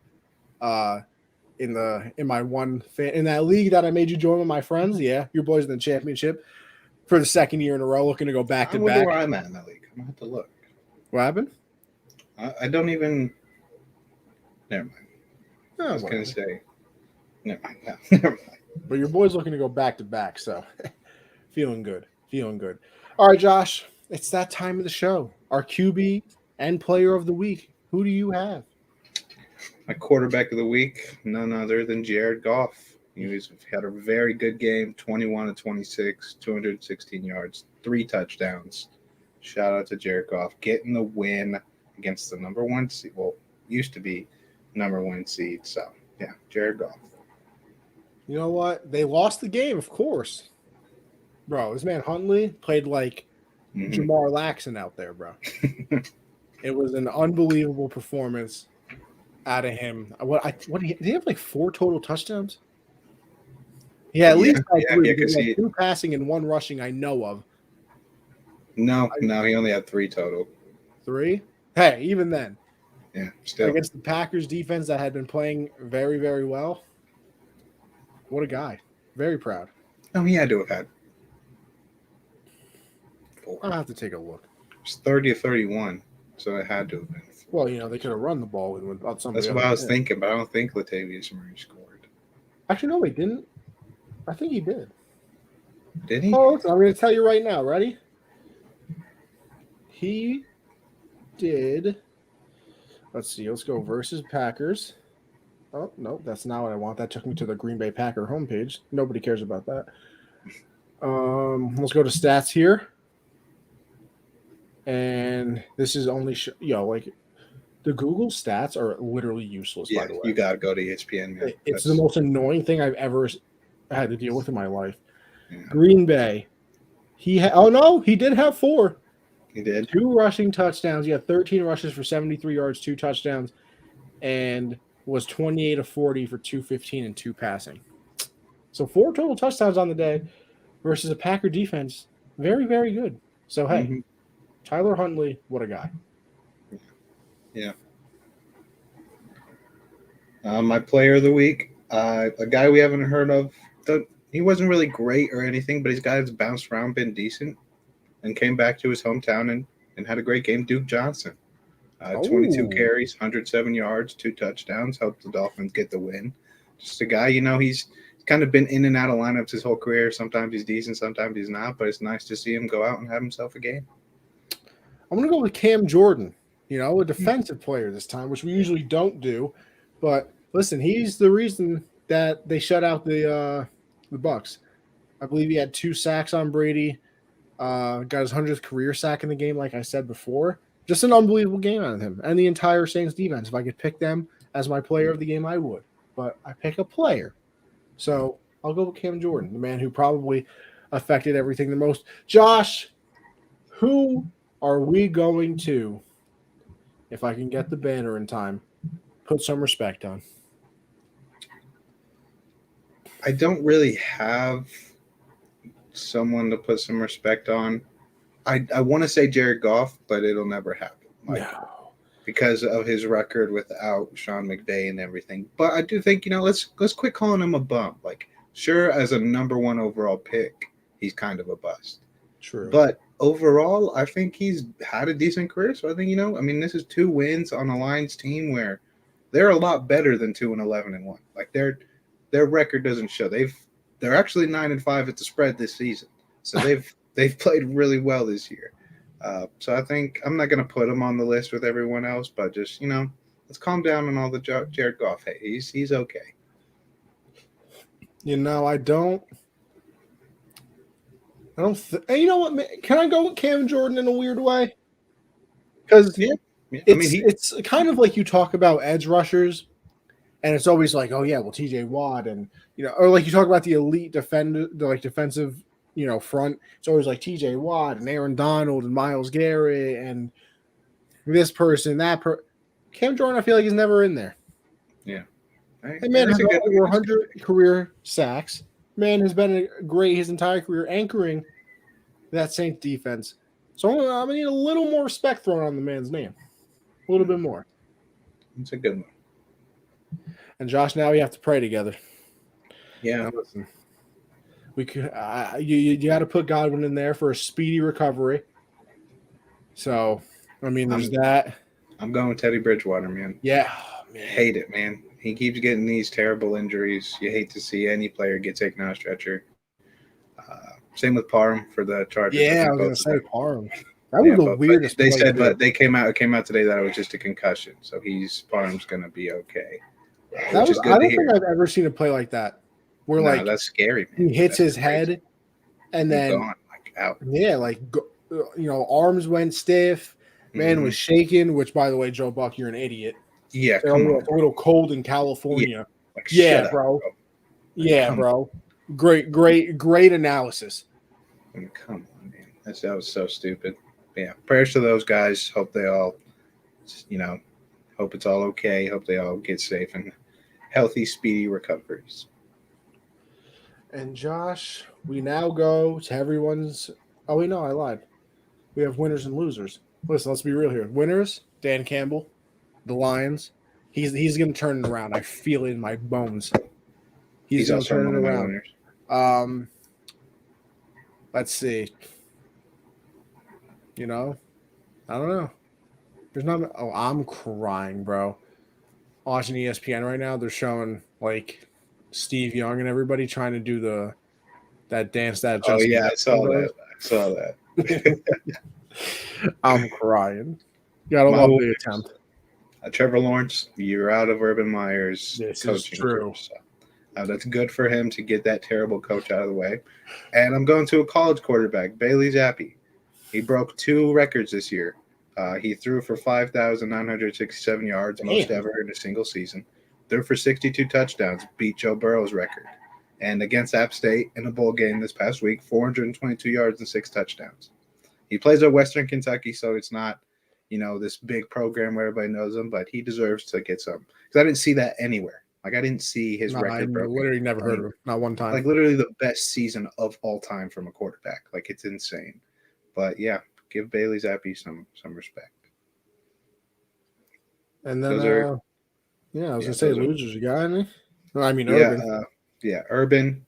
People who spoil movies. You're a terrible person. You are bad. People don't want that to happen, but you do it anyway. And Aaron Rodgers, because he cost me money. Fair. I don't know. I don't think I really got any. I always struggle with the winners and losers. First of all, I never prepare for it because I'm a go on the fly guy. So I usually have somebody, then forget it when the time comes. But also, I just don't know. I just never know. But Josh, I think it's because I'm always excited to get to this segment of the show. We're going to go into our Week 15 recap before we give our Week 16 predictions. So, Josh, how are we looking? I'm not going to lie, man. All I know is we only disagreed on one game, and I lost that game. So Yeah. I don't have the record. I'm going to get the record next week. I have to go back and watch film because my math has been wrong for about 3 straight Several weeks. times. Yeah, it's been about 3 straight weeks. So I'm going to have to go back. I go break down the film. Got to get the numbers right because I don't want to screw Connie over because I think he might be up 2, but he says 1, and I don't. See, look, I'm even trying to be nice here. Yeah, but I'll go back next week. We're somewhere in the 115 win range. That's where we're both at right now. But yeah, we're gonna call it. Let's just for right now. This is not a number that's gonna stay. Connie has 115 wins. I have 114 wins. Let's just. And you know the craziest part about this is people. Josh talked all that shit when he was up, and look where he is now, right back where the man belongs, right in the cellar. I'm way better than where I was. Of course, and better still isn't good enough. Right back to the cellar. The champ has returned, looking to take back my crown and continue. I kind of called it that I was going to go down though. Like when I messed up all the numbers and then like I didn't even know who won. I almost scheduled you for a neurological test because and then I picked 2 teams. I got swept that week. I told you that week I was like I don't have good feeling about this. Like I did not. And now I'm losing for the first time all year. This man, twice I had to tell him he picked the Bengals and I picked the Chargers. Yeah, I know. And then he went the full day thinking the 49ers had won the one game. I did. I could have swore they would. Yeah. Guys, I'm getting concerned for my mans. I'm a little concerned here. I'm gonna fix it. It's all gonna be good. I'm not a math guy, okay? I think I finished my math. Listen, math is not knowing who won. Man said he went through a whole day thinking it's not the 49ers won. No, if you saw the numbers and the way I do it, man, Connie, why don't you start keeping next season? You are keeping score. I don't think so. Yeah.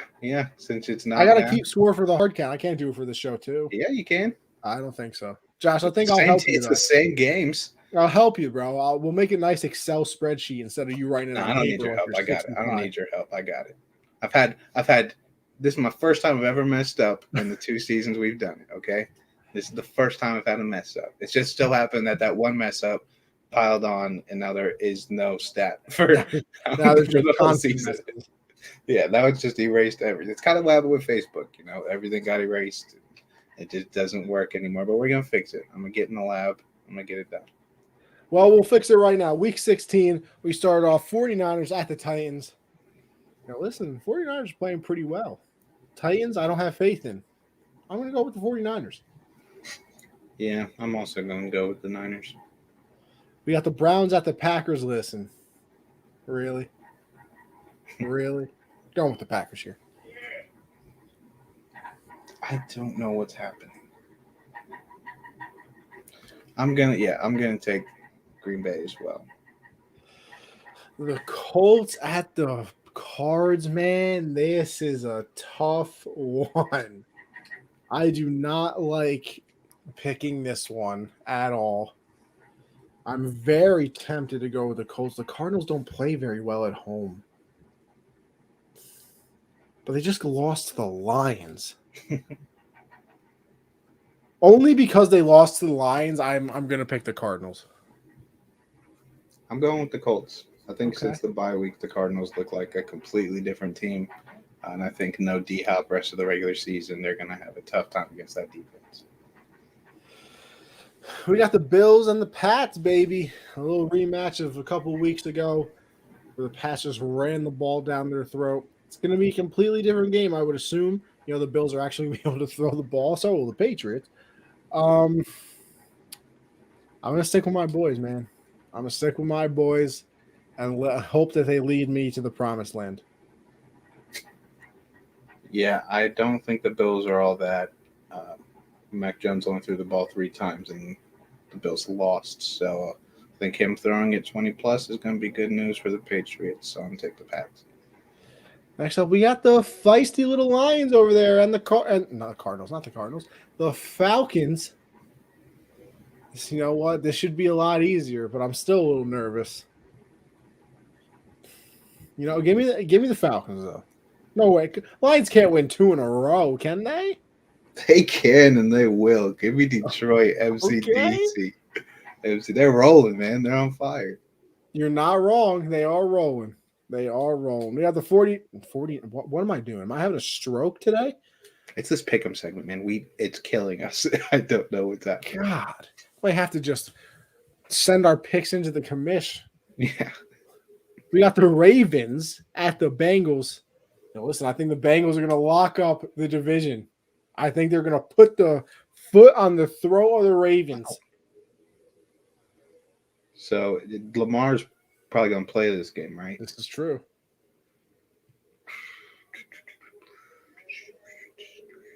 Give me the Bengals. Oh, this man's scared out here. Rams at the Vikings. Give me the Rams. Yeah, definitely taking the Rams here. And then we have the Toilet Bowl. We got the Jags at the Jets. Man. This is stupid. This shouldn't even be a game. And to think, Josh, I have to watch this because it's in the New York market. But thankfully, I have the Sunday ticket, so I'm not actually going to watch it. But it'll be on the TV.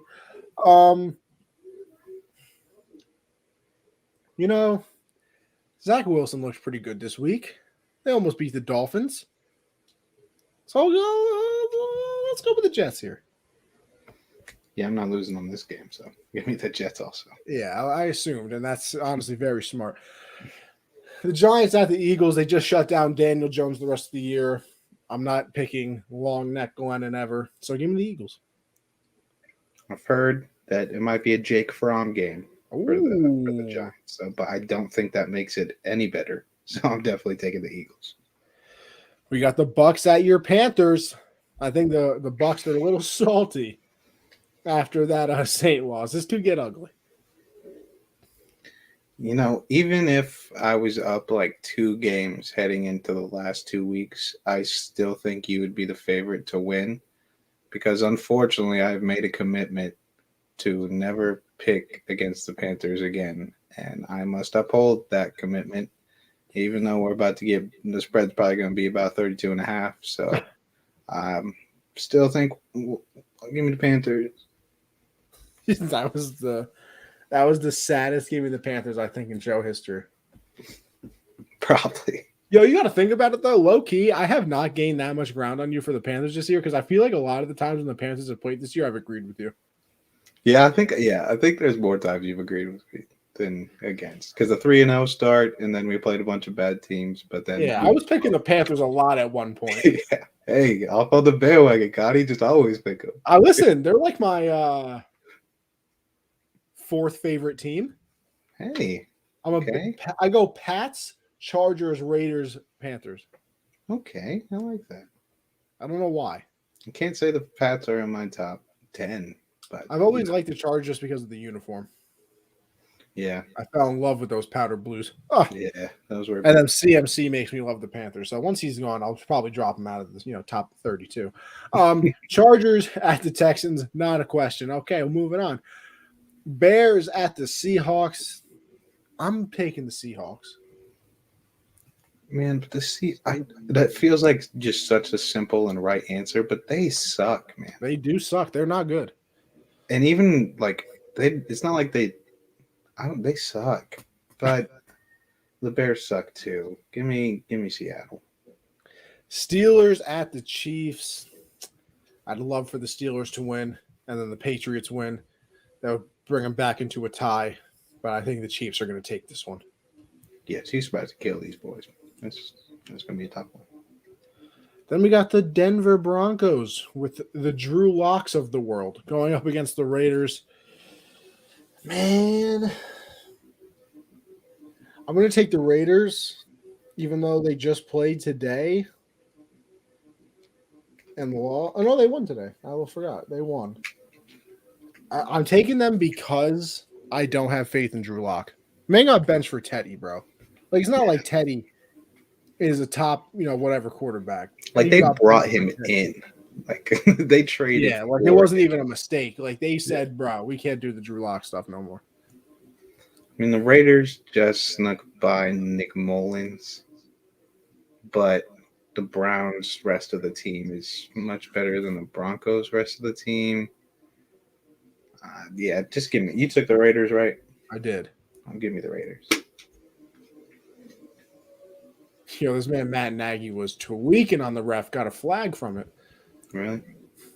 I'm a big fan of when coaches go crazy, though. Oh, I love it. Love when they chew out the ref. Big fan. Especially when they're right. Like, that's the best when they're right. Oh, my gosh. That would have been a hell of an interception. And then finally, we rounded out on Sunday Night Football with the Washington football team at the Dallas Cowgirls. Can I say this, too, by the way? Cowboys, not impressive, and this is not being me being a hater once again. Bro, they barely beat the Giants. They did. Like, they left the door wide open. If the Giants were Danny Dimes wins that game. Bro, literally. Yeah. So I am not impressed with the Cowboys at all. But I'm still going to pick them. Yeah. I just think, the Cowboys are a little bit overhyped, but I think Washington is kind of one of the biggest disappointments so far this year, seeing how we all saw that defense coming into the year. So I'm also going to pick the Cowboys. And with that being said, our Week 16 picks are done. And with the picks being done, it also means the show has come to an end. Look at this. Oh, a little baby Yoda. It's a bowl. Oh, yeah, okay. That's the cool part. Okay. Early Christmas gift I got. It's nice. That's a little early Christmas present, huh? Oh yeah. Josh, another pleasure, another great episode as per usual. Where can the people find you? Yeah, follow me on Twitter at JoeLynn_4. Make sure you go over and subscribe to the YouTube channel. Once we get those, gotta get those subs up, guys. I know you want this giveaway to happen, so let's get over there. Let's subscribe. Follow the Twitter. Tune in next Monday, 7 p.m. Eastern. Make sure you head over to Underdog if you haven't already. Use code Gen Z. Doubles your first deposit. Lots of good stuff going on, man. They're not just football. They're basketball. They're probably gonna do college bowl game stuff. All the fights. Esports out here, people. Esports, man. Like, they got everything over there. And you double your money. You double your money. You put in 100, they give you 100, man. Like, so if you lose that 100, they got your back. They'll give it right back to you. So make sure you head over. Use code Gen Z. Yes, sir. As for me, Anthony Conover _ over there on Twitter for my thoughts on the world. Gen Z Sports, obviously, follow that Twitter as well for this show. Monday, 7 Eastern, as we always do. Tuesday, I do the hard count, me and CJ, talking everything in the football world. We go even more in depth than we do on this show, break down every game, go over it, give our thoughts. That is Tuesdays, 9 Eastern. Thursday, I do the backstop banter with me and Michael. All things in the baseball world, which is a little tough, with the lockout, so you can't really do too much. But Mets got a new manager. There was another manager signed today, so we still got your back, people. Don't you worry, keeping you up to date on everything in the baseball world. Backstop banter. Make sure you go follow that Twitter as well. Like, subscribe, all the podcasts, the hard count, backstop, Gen Z, available everywhere, people. iHeartRadio, Apple, Spotify. Listen, if you can listen to a podcast on it, we're probably there. And with that being said, a pleasure as always. We appreciate everybody tuning in, not only on, Facebook, Twitter, YouTube, everything like that, but to all of our listeners over there on Colorcast as well. Appreciate all of the love. And listen, people, until next time, we will see you.